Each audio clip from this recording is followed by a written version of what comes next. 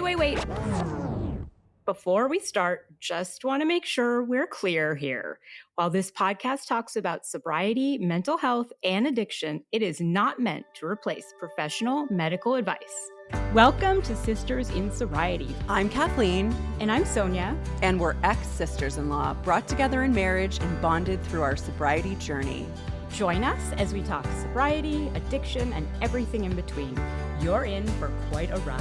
And our Substack is buzzing with amazing content, from creative mocktail recipes to insightful courses and reflective exercises. There is something for everyone. Don't miss out. It's a great way to add some extra joy and depth to your journey. Check it out. Welcome to Sisters in Sobriety. This week we are sitting down with the incredible Dr. Vera Tarman, an addiction medicine expert, an author, a speaker, and an all-around powerhouse in the field of recovery. You might know her as the Medical Director of Renascent, one of Canada's leading addiction treatment centers, or as the voice behind the popular Food Junkies podcast and the best-selling book, Food Junkies: Recovery from Food Addiction. But what makes Dr. Tarman's voice so powerful isn't just her clinical experience, it's her own lived story of sobriety from both alcohol and food addiction. She knows firsthand the complicated dance between sugar, substance use, and emotional regulation, and she's here to share what it really takes to break free from that cycle. In this conversation, we'll explore her personal recovery journey, the hidden ways food and alcohol intersect, and how we can all start making peace with what we put on our plates and what we reach for when we're hurting. Welcome, Dr. Tarman. Thank you so much for being here. Thank you for asking me. I'm pleased. Can you share a little bit about your journey and how your struggles with food and alcohol began? A lot of times when people talk about food addiction, they'll remember sugar or food as being their primary first addiction, and then they found another addiction because you don't want to eat when you're using cocaine. You don't need sugar when you're drinking. Yeah. So I've puzzled over this one. I can't say food was my first but I think it might be that I just didn't have access. I grew up in a time when people really did, especially if they were trying to be good parents, didn't have sugar in the house all the time. I guess I lived a long time. This is a long time ago. And we didn't like cereal and stuff. So I didn't have access except during Halloween and Christmas. And I certainly liked those times to eat sugar, and I would always eat too much. But it never crossed my mind that I had a problem. So I think my problem started really in my 17, 18 when I started to drink alcohol. And I had an experience. My mother was an alcoholic and actually died of alcoholism. So I was very aware that alcohol was something that was bad. And I knew that it was not a choice. I could see in her life that it was not a choice. So I thought, well, I'm not going to drink because I see that's a problem. So I did what most people in my generation did. I looked for drugs, especially marijuana, and LSD was very popular in my day. And so I really went for that stuff. But in my day, too, it was really hard to get those kind of drugs without a man attached. You couldn't just as a female say, hey, I want something. Now you can, absolutely, but not in those days. And so I eventually reluctantly went to alcohol when I was about 19 or 20. And then I saw that I started to drink quite the word I often is violently. Like I drank, I would get very angry and rageful, and I got into a lot of trouble. But I was also wanting to go to university. And so by mid-university, I thought I have to stop because these are not compatible. So that's when the food story started, because I stopped the alcohol, which was, again, quite violent, like get into trouble all the time. And I picked up the food. And actually, there was a period of time where I thought, I'm just going to clean up my life and I'm going to, jog all the time and eat well and all that stuff. So I restricted eating and I guess what we would now call bulimic throwing up at that point. I got into food issues, which initially looked like anorexia and then binge eating disorder. But those terms didn't exist in those days. But something was happening with my food, and it hadn't happened before the alcohol, which is why I'm convinced that it's all connected somehow, even if it's just turning on the addictive flame in the brain, which of course is just an analogy. And I knew that that was a problem too, but I could still do university. I could still do my courses because food, although at a certain point, it dominated my mind. I could still, in the thicket of all the thoughts of food and how do I get rid of it and should I throw it up? Should I run an extra hour? All that. I could still do my work. With alcohol, it's impossible. So I lived that way for a while, a number of years, balancing my food issue and avoiding alcohol. And I'm not sure exactly when, but I passed my university because, internship and all that's pretty intense. I kind of relaxed a little with the non-alcohol and the non-pot, and I sort of picked that up. And I found this happy medium of I can drink a fair amount, maybe a half a bottle of wine at night, maybe a bottle, but nothing in my mind too bad. As long as I eat after. So I'd start off with the alcohol and then finish off with the food. And of course, the food meant I had mastered the art of throwing up. So it would probably be 2 or 3 binge purge cycles. And sometimes it would be just the food with more cycles or just the alcohol and maybe no food. So I did that for a long time, even as a doctor, even as I was telling my patients, you should really stop. I didn't really make the connection, believe it or not, because doctors have a really hard time making the connection between sugar and diabetes. Even today, if parts, you should try to lose 10 pounds and maybe not eat as much sugar, or you should stop drinking. And meanwhile, I was doing what I was doing. At some point when I got into addiction medicine, because at a certain point, I was doing mainly HIV medicine first. When that kind of got better, we found the PP1s and people were dying anymore. I then went into addiction medicine. And it took a while there until I just connected the dots. Here I am telling people to not drink alcohol. Well, I should stop drinking. And then the food thing. That took, I think it was now 20 years. Took a long time with it in my face. I mean, I'm very sympathetic to people who see it, but don't see it. So that's a long version of my story. I think that's it's really helpful actually to know that. Was there a turning point for you that you were like, this is something has to About the change? food, yes. It was, well, the turning point was always my weight that just kept going up and up and up. And I had this crazy belief that if the food is being served in a hospital, it's got to be healthy. I thought, well, I guess they vetted it. It must be okay. Anyway, but I don't know if that's naive or just unwilling, like that denial that we talk. Just don't see it, especially in yourself. You don't see it. But the turning point for me was when I was reading. I had one occasion where you see the thing that would happen is if I would stop drinking completely, my food would go up. It was really like a yin yang thing. And whenever I decided, well, I can have a drink, then if my food was under pretty good control, it would open it up. It was a real gatekeeper. So I realized, okay, I have to stop drinking. The food cravings were going up, and it just occurred to me one day, well, I'll treat this. I'm in addiction. I know what to do. I'll treat it like an addiction, and I'll abstain, and I'll go through withdrawal, and then it'll get better. And that worked. It worked for a few months, 3 months, 4 months, and then my partner brought in something delicious, and I thought, like everybody does, hey, it's been 4 months. I can probably have one now. And I would start again. And I think that was a trick, a cue, like, oh, something's funny here. But it wasn't really until I read Nora Volkow, Dr. Nora Volkow, who's was at that time the chair of the American Society of Addiction Medicine in the US. Their journal published the very first articles on food addiction. I think that was 1997 or something like that. It had Nicole Avena in there and all the people that we now know in this field. And Nicole Avena was the one who, along with her professor colleague, who discovered that rats will choose food over cocaine. So those early studies, this was all in this one journal. And I read that and I thought, oh my God, this science is actually saying this is an addiction like any other. So I was right months ago. I have to treat this like an addiction. And so I had the validation for it. And when I did that, that really helped. It's like I got on board at like step one. I got on board. I knew I had a problem, but it took me a number of years to realize, and this is what we'll be talking about, I'm sure, that that's not enough. That stopping is just that. You have to do more, which is why I'm now on a campaign about this topic. It's not just about stopping, because that's just a diet, and you're going to go back because it's an addiction, and we'll talk more about that. But that was Yeah. my aha moment.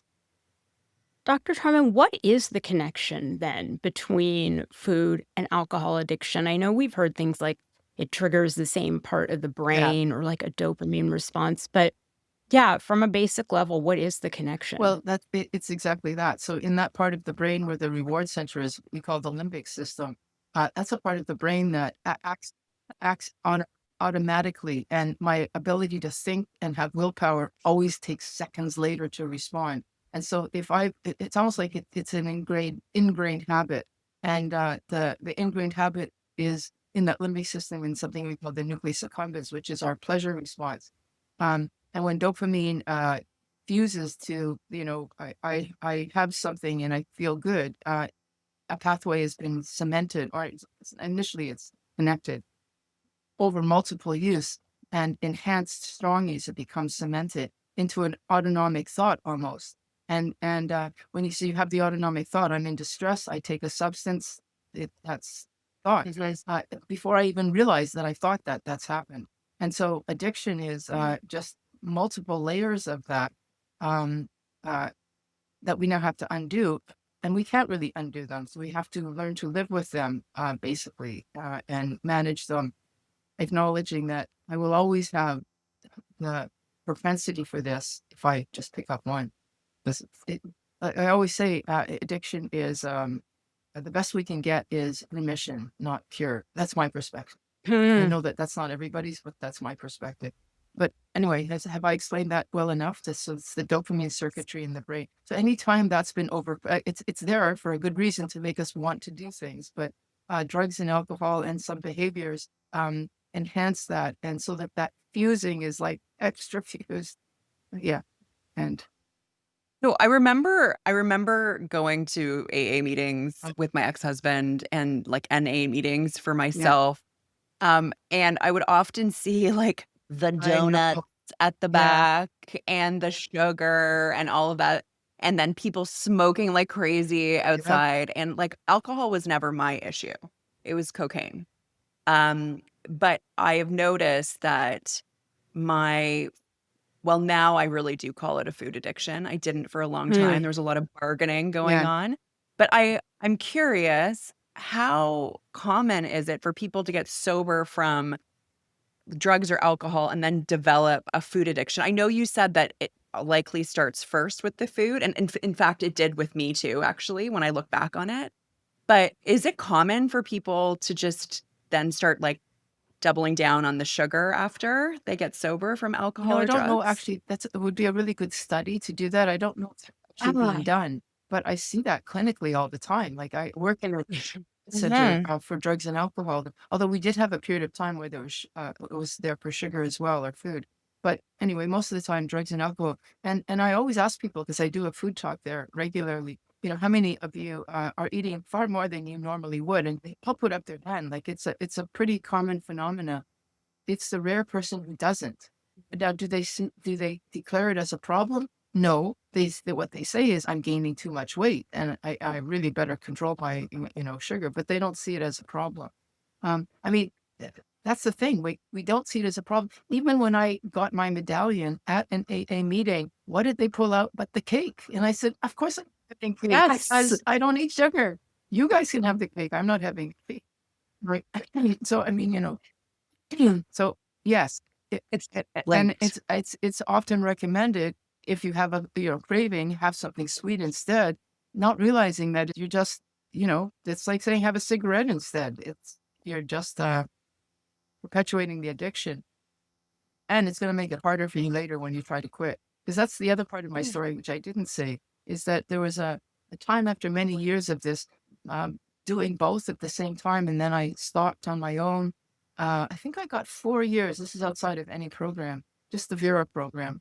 And then I realized, well, I'm gaining a lot of weight. I don't like this weight. And after like 4 years of sobriety, I relapsed again. And that really, to alcohol, that really hit me over the head. That all of a sudden I was starting to fantasize, we call it euphoric recall, oh, it'd be really nice to have a glass of wine right now. Like, I used to like the taste of wine. And I'd say, Vera, stop that thinking. Like, I know the addiction tools. Don't go there. But it would creep in like this thought, a worm, this thought that was persistent. And then finally I moved to the next stage, which was, well, if I just have one, that thing will go away, that persistent nagging. And of course, that's not what happened. But anyway, the neurochemistry of it, sugar and alcohol are really, they're sisters, like sisters. Because I mean, I think that alcohol is basically, sugar on steroids. Because what is alcohol made of but fermented carbohydrates, fruits or grains. If we look at all the damage that alcohol does on the body, the very same damage happens with sugar, but slower, much slower. Like we can get cirrhosis, we'll certainly get diabetes, we'll get probably some sort of dementia, like the same things. It's just that alcohol, you're drinking a chug load of sugar, fermented, along with the other effects of alcohol. Whereas sugar, without that effect of alcohol, although some of it is being distilled, as it were, in the body, but it's a gradual, slower process. You get to the same end point, though. So that's okay. So that's really helpful to know. Yeah. I didn't realize that and it's sugar together, addiction. Right. Yeah, I didn't realize that your consumption of sugar, I mean, it makes sense now that you say it. It's like, well, of course, but that it's just like you get the same medical, the health hazards, but just slower. I can just say, because I think you'll appreciate that my sugar people don't really appreciate this as much, but you will, that if you look at the statistics of who gets liver transplants, it is actually more what we call non-alcoholic fatty liver disease than fatty liver than alcoholic fatty liver disease. Or people getting transplants, cirrhosis leading to transplants from basically the diet, because where else are we getting that? I watch a lot of medical dramas, and when somebody comes in and needs a liver transplant, You think alcohol? it's kind of like, it's kind of like when someone has lung cancer and never smoked. When they need a liver transplant, they say, and I never even drank. Yeah. But so you assume it's not self-inflicted, right? Like I just assumed that like it's like idiopathic liver disease. And so that is fascinating. That is fascinating. And somebody also told me this, I love this, and I say this to my boyfriend. He's a TOFI, which is like thin on the outside, fat on the inside, right? Yes. And so just because somebody presents as healthy doesn't mean they're not still consuming really bad foods. It's like you could still go in and have diabetes, or you could still have liver disease, but no one thinks it to look at you that you caused it. Yeah, that's right. Yeah.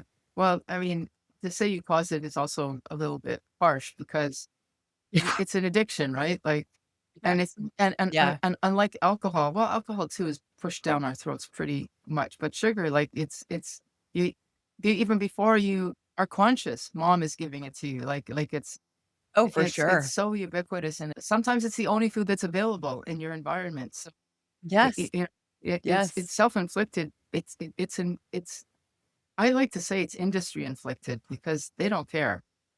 I agree. No, they don't. Just the alcohol industry care. Like they just don't care. So I once did an intuitive eating program. And we'll get to that more later. But one of the things that actually, you know what? Maybe it was like 3 years ago, and I was doing it, and then I picked up your book. And I went back to the leader of the intuitive eating program, and I said, listen, I'm in recovery from cocaine addiction. I have ADHD. I have a very addictive brain. And I really actually think my sugar it's a food addiction. And she said, there's no such thing as food addiction. She said, it's only emotional eating. So what is the difference between emotional eating and food addiction? Yeah, so it's interesting, because that was from somebody who was promoting the concept of intuitive eating, which comes from the eating disorder world. And the eating disorder world comes from the psychologists. Most people who are treating eating disorders as opposed to food addiction are psychologists, or the doctors who have a psychologist on board, or like they're using that literature, because the medical realm of disordered eating is either the bariatric world, which we could talk about that too, like the hormones and how you can manipulate hormones. That's all the medications, like Ozempic. Or it's the psychological aspect of eating, which is eating disorders.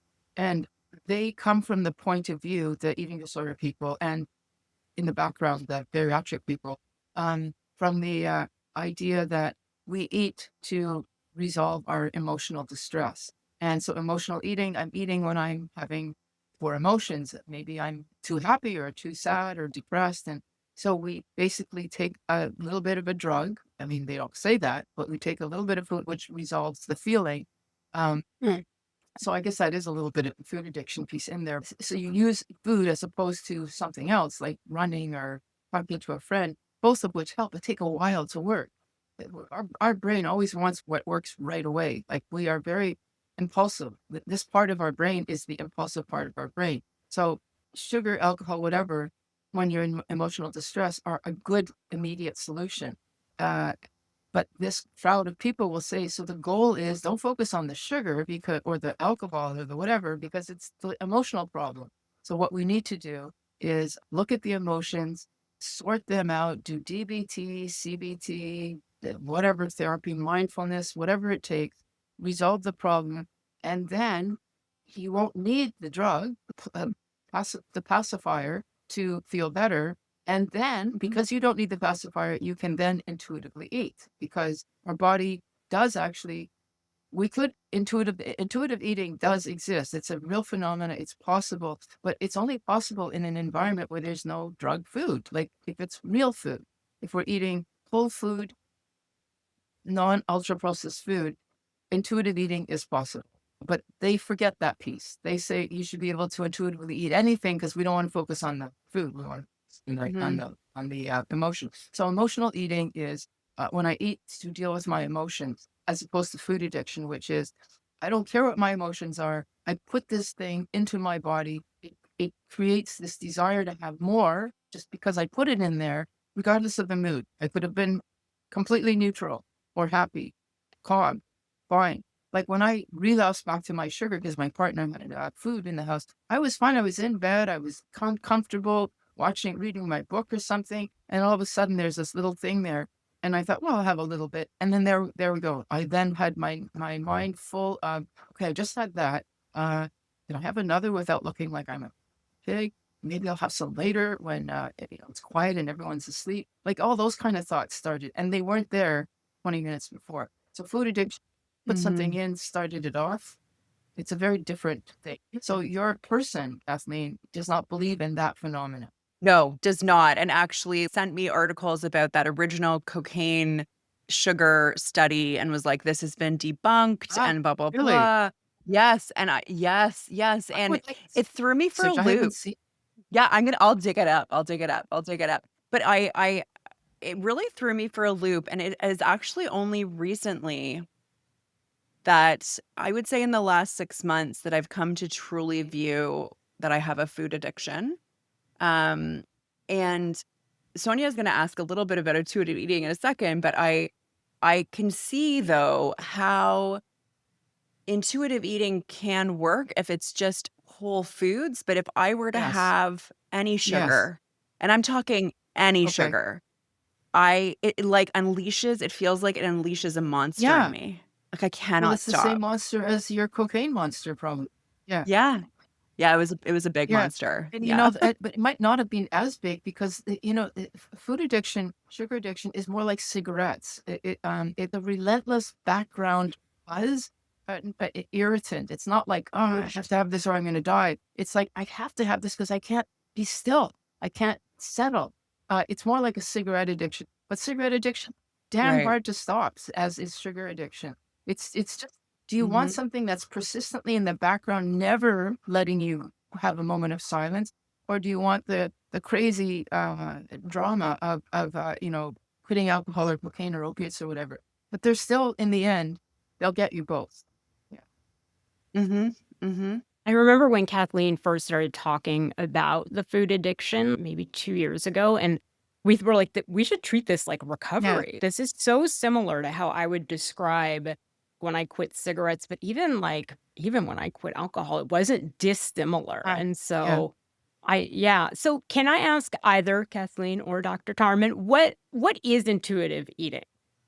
Do you want to? Go ahead, Dr. Well, Tarman.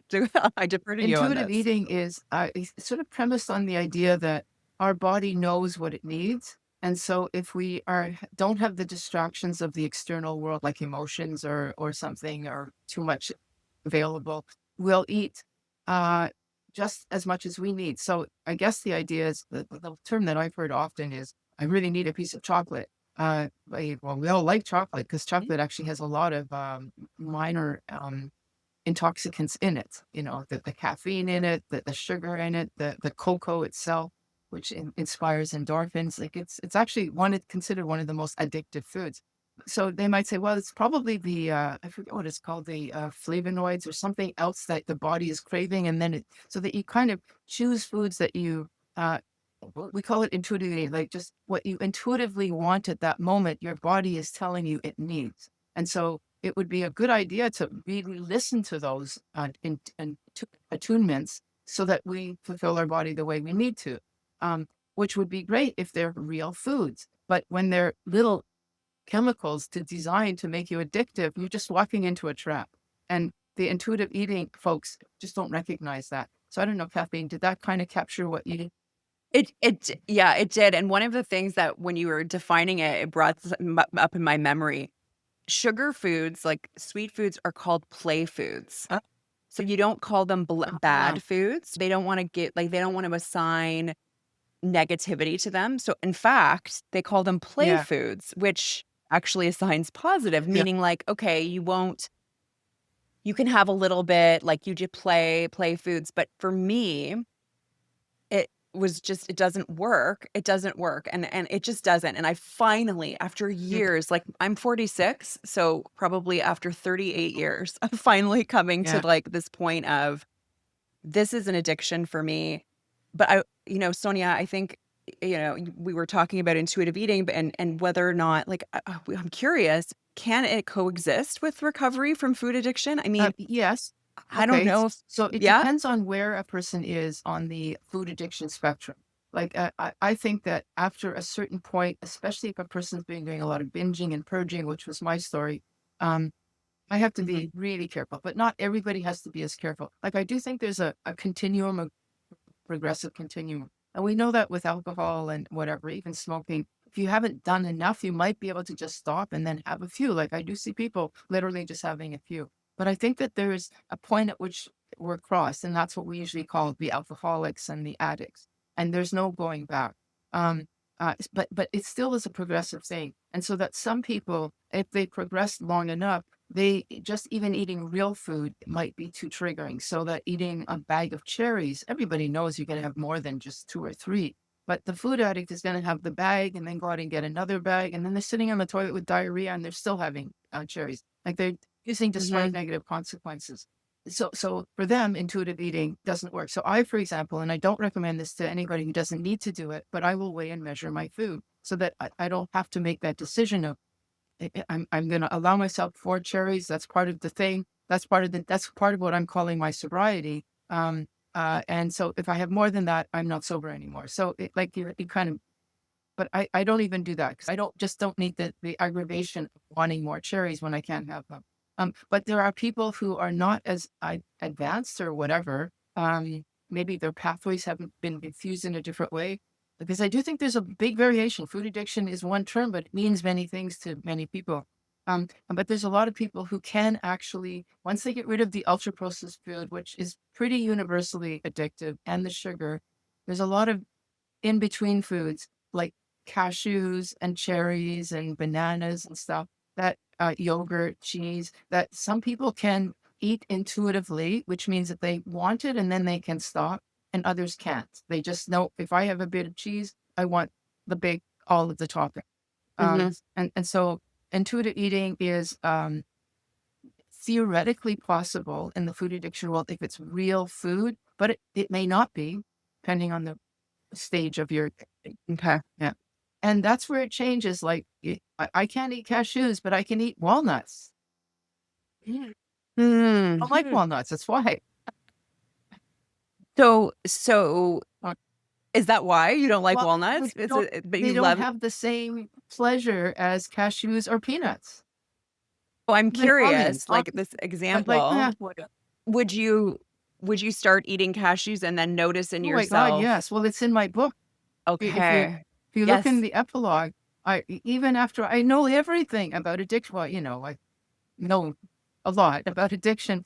There I am. I take a tablespoon of cashew butter, and that tablespoon was getting bigger and bigger and bigger, and I was still calling it a tablespoon. And I just realized, no, this is an aggravation I don't need. So it creeps up on you, and to some degree, this is a physiological addiction, like a drug creates behavior, but it's also a psychological one. Like, why is it that cashews suddenly became addictive?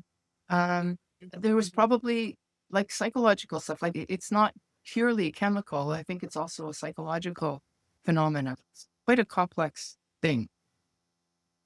Yeah, I like the definition of the psychological phenomenon, and Kathleen knows I struggle with this, which is how to make choices when I'm looking at food. So when we talk about the sugar addiction, Yeah. like the non-whole foods, right? Like I know broccoli, I don't have to check, Yeah. but so I have been struggling with what milk to use in my tea. And so I asked Uh, ChatGPT, which has the least added sugar. And so is that what we're looking at when we're talking about something that triggers our sugar addiction? Are we talking about added sugar? Or are we talking about like a banana no, with no. natural So that's sugars? a very good question. So I'm going to give you the sort of universal answer. And then again, for those people who are at the extreme end, that it may not work for them. But so the general answer is we're talking added sugar and ultra processed food. So I have a podcast called Food Junkies, and we just interviewed somebody, it hasn't dropped yet, but it will soon.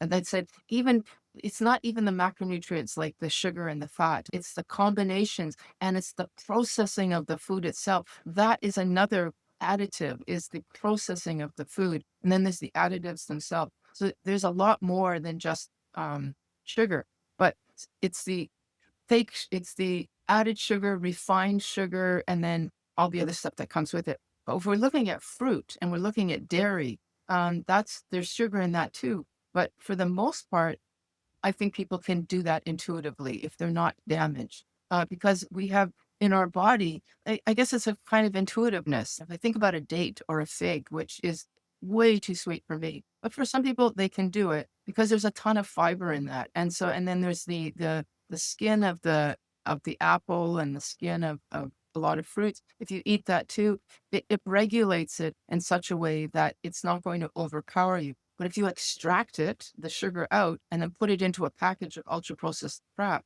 then it's too powerful.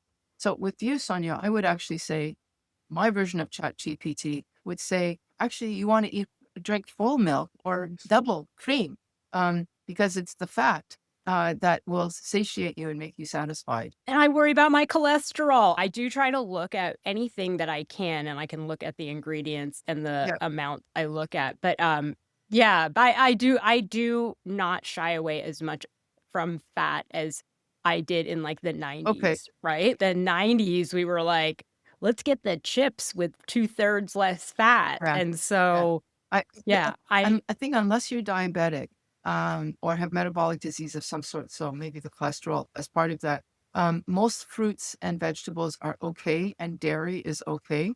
But then if you're starting to get some other issues, then you may have to cut down and eat fruits that more on the berries side as opposed to on the berries side. Um, and And so this is something, I mean, we talk about this question a lot in mhm. recovery. And when I talk to women considering, do I have a problem? Have I hit rock bottom? Do you think some people can manage their cravings with moderation, or is full abstinence the better route? Yeah, so that's in the addiction world, we'll say almost like harm reduction. I think that if a person has crossed the line, I actually wrote an article on that line, that line of absence, when you go from maybe being able to moderate once in a while to Yeah. crossing. Um, uh, anyway, when you cross that line, I don't think moderation is possible. That would be like saying that caffeine should be able to have a little bit of cocaine on New Year's Eve. Like, come on, why not? Great. Because it was like that time when I was in bed, comfortable, content, ready to read and then fall asleep. And all of a sudden now the night was filled with sugar plum fairies. I couldn't Yeah. stop thinking about it. So there was no moderation possible for me. And because I crossed that line, and there's actually more research now, like you mentioned, Kathleen, that study had been debunked. I mean, there's so much research now that confirms this.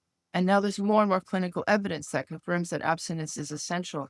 We may use harm reduction or moderation to entice the person. All right, if I tell you, Sonia, you can't have your ice cream anymore, you're going to say, well, I'm not really an addict. I don't need to. So we'll say, well, can you cut down because you're worried about your blood work parameters. And if you can do that, then that means that I'm not going to say you're not affected by the addictive qualities of food, because that's universal. Those foods are made to be addictive. It hasn't taken over your life. And if you can keep the moderation to a point where you don't cross that line, you might be, quote, one of the lucky ones, and you will be able to moderate once in a while. But I think anybody listening has to decide, have I crossed that line? And if you've crossed the line in another addiction, likely you have here, but you don't know it yet. It's like you're pickled. So a pickle can't go back to a cucumber, but a cucumber can become a pickle. Yeah. So it's trying to figure out, am I a pickle? Yeah, right. Yeah. That's right. Exactly. So I am definitely past the point of moderation for sugar, and it's been a hard thing for me to come to terms with.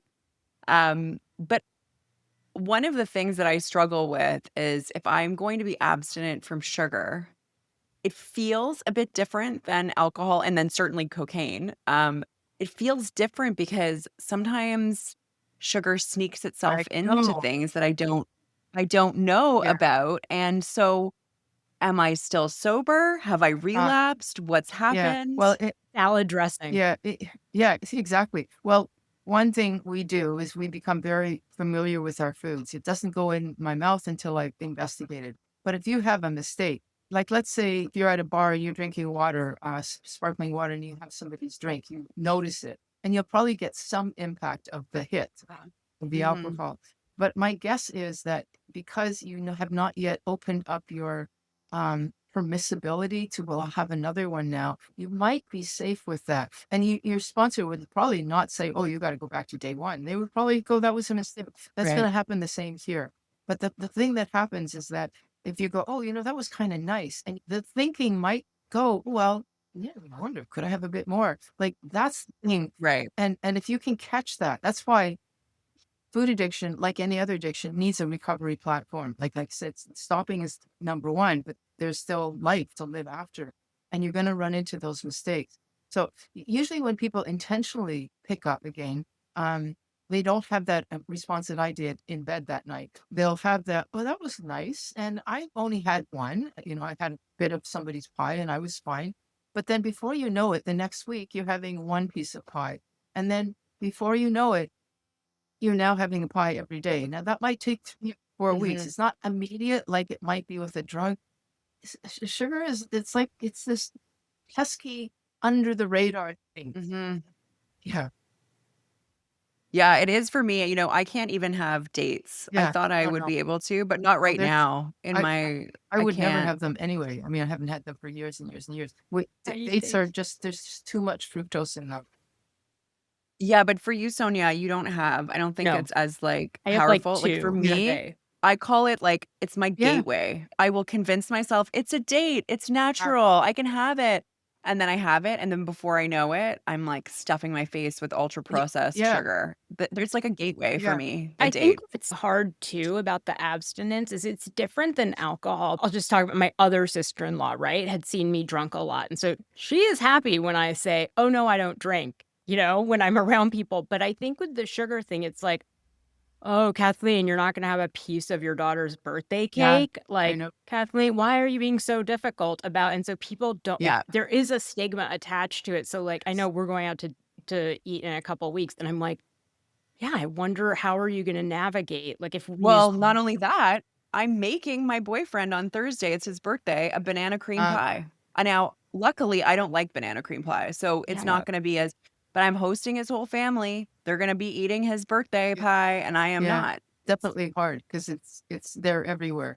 So that's the other. It's not Mhm. just you have it by accident, but trying not Right. to have it and people wanting you to have it. It's very difficult Yeah. because we don't live in a society that respects this addiction.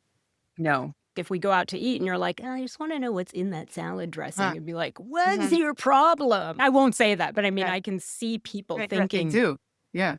that like, I know even They my do. friend Anna she won't have anything that has canola Yeah. oil, right? And so when we go out, she'll be like, "I just wanna know if this was fried, if we're gonna eat something fried. Was it fried in canola oil?" Right. And so I can see sometimes the servers, like, rolling their Yeah. eyes, but I get it Yeah. now. I get it. Yeah. I respect it. Yeah. So why is sugar so powerful of a substance for so many of us? It's the fuel for the brain. Like sugar is glucose, fructose, and the glucose is fuel for the brain. So we're already primed to like it.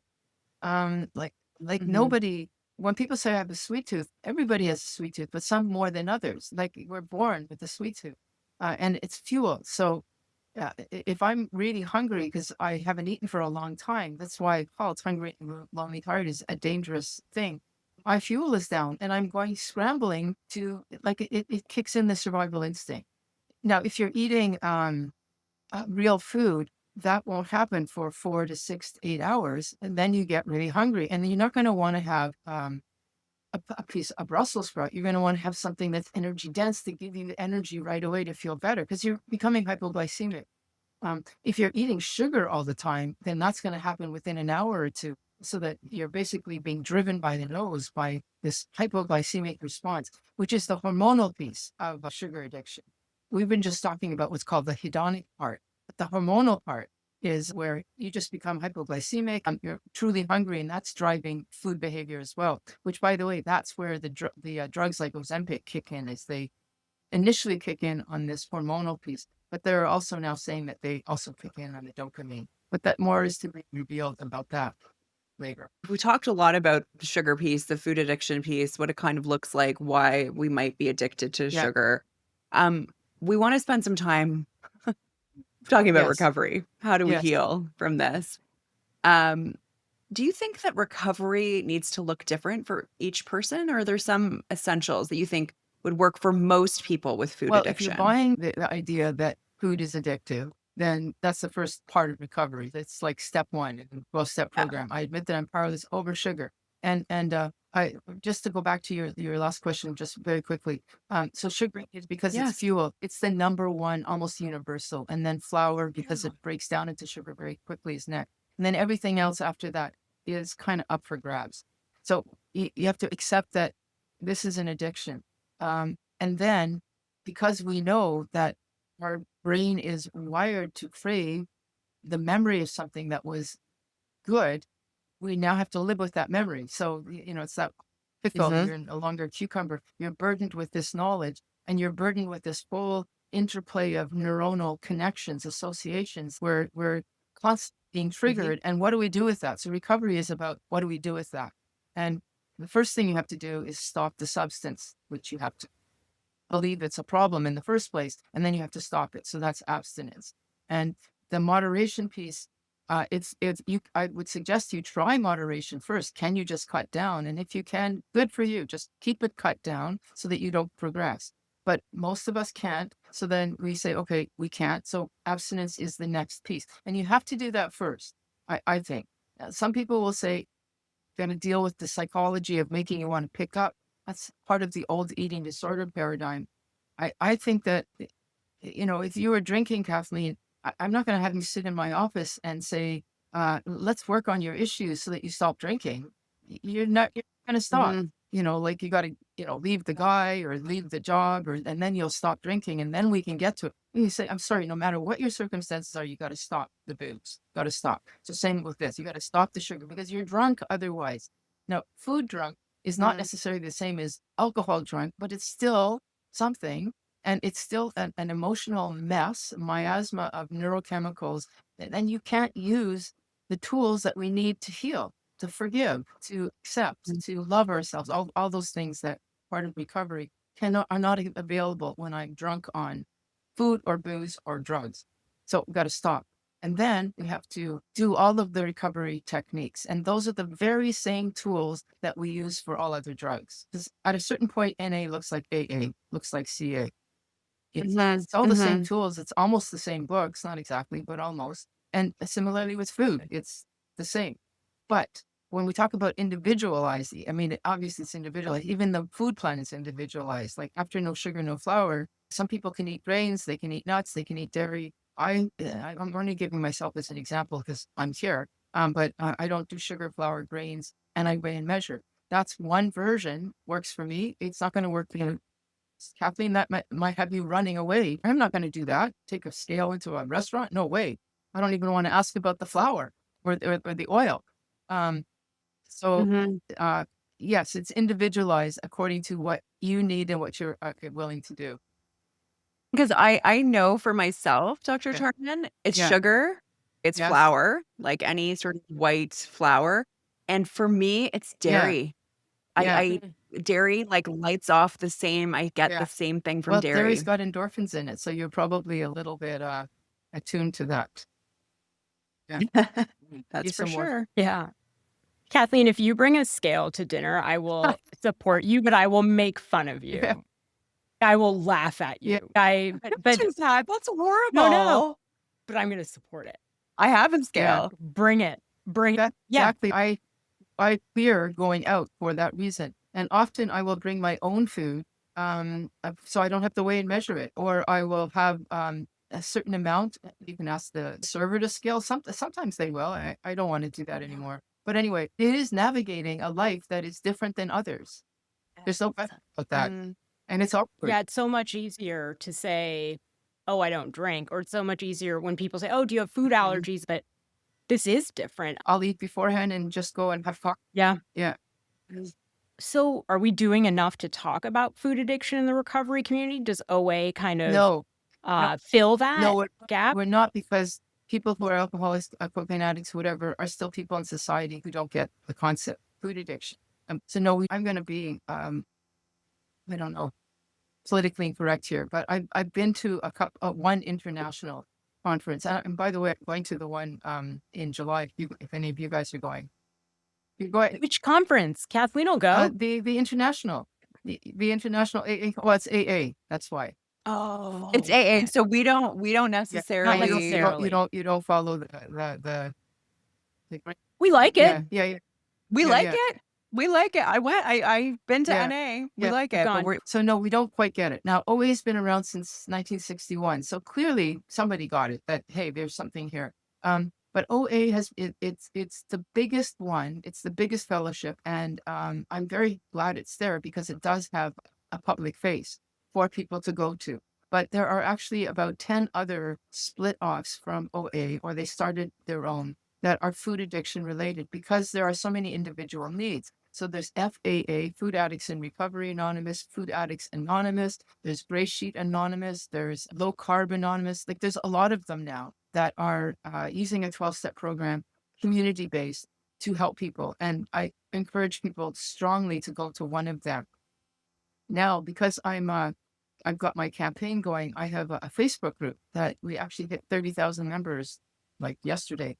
That is full of people who are either newcomers or old timers that are coming on to give advice.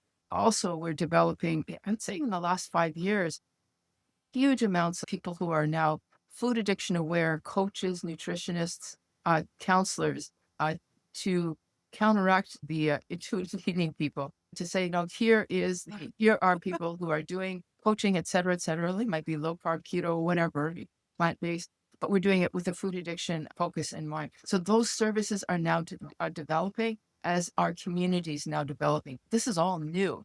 OA's been around since 61. These have been around 5 years maybe, but it's exploding right now. So you're saying, Dr. Tarman, that if someone is struggling with food addiction, or they think they might be struggling with food addiction, to reach out for support in one Absolutely. of these different areas, either OA or one of the branches of OA, or even your Facebook group. We'll make sure we get that information for our show notes as well. And in that Facebook group, which is secular, you don't have to be 12-step. There are also free virtual groups there that are secular, and they kind of advertise themselves that they're free.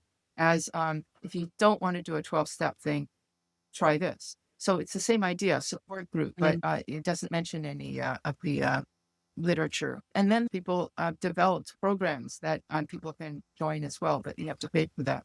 So community supports, and I would really strongly recommend, because it's so ubiquitous, because it's everywhere, and you're going to run into mistakes all the time, that a person have that platform of support so that they can say, like you, Kathleen, I mistakenly did this thing. Am I in trouble now? Just by virtue of saying that, you're putting yourself into a safe bubble of protection. That's what we have to do to protect ourselves from the onslaught of daily, momentary. The moment I put on the TV, I get a thought of food because I'm watching. So we need this on a constant basis to buffer against that. And nobody should try to do this alone. They won't do it. Willpower works, but you're a dry drunk. We know this in addiction. It's not about saying no. It's about how to not have to say no. Put yourself in environments where you don't have to say no, because it's just. Well, that leads me to my next question. What helped you, Dr. Tarman, to learn to trust yourself around food again? Well, I in as much as I do, I like to bring a scale with me, because I don't trust my ability to eyeball, 1 tablespoon of nut butter. I guess what I've done is I've recognized, here's where I have strengths. I don't worry about dairy too much. So I have a food plan that I don't decide on impulsively. So this is what I do. And this makes me not think about food except when I'm eating and food prepping, which is good, because otherwise it would have been 24/7 thinking about food. I will prep my food ahead of time, plan it out, how many ounces of this and that. I have a sponsor that if you're in a program, it's not a sponsor, it's your coach. I'll tell them what I'm going to eat. And then at the end of the day, I'll say I was successful or not successful, because I want to be sober or abstinent. And then I do a lot of meetings. It's like doing this. It's like step 12. It's spreading the message. I do this, and this confirms my own beliefs, and it's service. And I believe in the concept of service just in and of itself. What does freedom or serenity look like to you when it comes to eating, Dr. It Tarman? means that I sit down at the table, which is already taken care of. I know what I'm going to eat. I know how much I'm going to eat. And then I can enjoy, because that's the thing about when you don't eat sugar, you love vegetables again. You love food again. And so I sit down. I don't worry about food anymore. I don't worry about my weight. Is this going to make me gain weight? I'm going to be afraid of the scale. And I can purely enjoy the food because I'm hungry, because I haven't snacked in between. And then when I'm finished the food, there's a part of me that could still keep eating, but I'm good. I can get up and then I can go and do something else and not think about food. And when I do think about food, because I'm getting a bit hungry, it's a couple of hours later, I just think, well, I'll have a really delicious meal in a few hours. I'm good. And I'm good. So food serenity for me is being appropriately hungry, enjoying my food, not being deprived. Then the rest of my life, between my meals, I get to live my life. That's serenity. Now, if my life is crap that time, I'm not going to use food to make that different. I'm going to do something to make the crap different, but not eat. What advice, Dr. Tarman, would you give to someone who feels stuck in this food addiction cycle and doesn't know where to start? I would say learn about the condition. So you've done that. The next step I would do is start talking to people, getting support, talking to people. So I would suggest an easy way to do that. I don't want to self-promote here, but join the Facebook group. There's other Facebook groups too. Just make sure they're abstinent ones. There's one called No Sugar, No Flour, No Grains recipe. And that's a really big group too, 70,000 or something. Join something there. Start hearing people talk about all the things that are in your head that you didn't realize you thought about, so that you feel less and less alone. And then more and more like, actually, this is kind of normal for some of us. Like you won't feel so weird and like, why am I like this? It'll be more like, well, I'm just like this. So when you start feeling less weird, more normal, I'm not alone, then some of the suggestions like, well, I literally can get away without not having sugar 1 day at a time, 1 minute at a time. That actually works. You see people talking about that. It starts to kind of infiltrate and works that way. So I would say get support, join a group, start reading that material. don't expect to change right away. But if you do want to make one change right away, get rid of refined sugar. Do those two things, like soda, and get rid of the overt candy and the muffins and stuff like that. And then start working on the other stuff. Well, thank you so much, Dr. Tarman. I mean, I read your book a few years ago. I loved it. I really enjoyed it. It is beyond a pleasure for me to have you on today to chat with us about food addiction. I learned a lot, and I'm sure that Sonia did too. So thank you so much for joining us. Thank you. And if I can just say one message of hope to end, that is that if a person does decide to quit sugar, it only takes 10 days, 2 weeks to get over the worst of it. Then you're free. Then the challenge is to stay free. So I'm on day 4. You're on day 4. I relapsed. You didn't. That's what happens. See? I'm on day 4. But that's good to know. That's really good to know. That gives me hope. That gives me hope. I want to leave with a message of hope. Yes, for sure. And thank you all for joining us and listening to Sisters in Sobriety, and we will see you next week. This was Sisters in Sobriety. Thank you for listening and being with us today. If you want to learn more about sobriety and meet your community, find us at sistersinsobriety.substack.com. Are you a sister in sobriety? Then reach out on social media. We'd love to hear from you. If you're feeling generous, leave us 5 stars and a review and follow us wherever you listen. You'll never miss an episode. Until next time.